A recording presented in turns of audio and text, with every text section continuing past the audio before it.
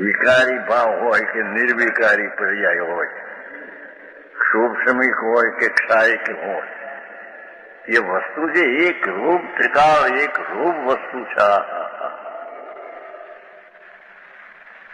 નિજ પરમાત્મા દ્રવ્ય કહ્યું ને તેનું પોતાનું મૂળ સ્વરૂપ પરમાત્મા દ્રવ્ય જે વસ્તુ છે એ કોઈની પોતાના સ્વરૂપને છોડતી નથી, એટલી પર્યાયમાં આવતી નથી, પરમાં જાતી નથી.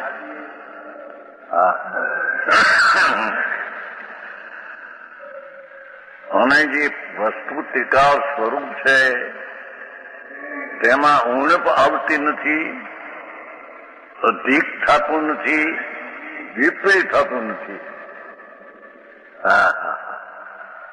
એ તો વસ્તુનો સ્વભાવ ટીકાવ આનંદ દોડતો.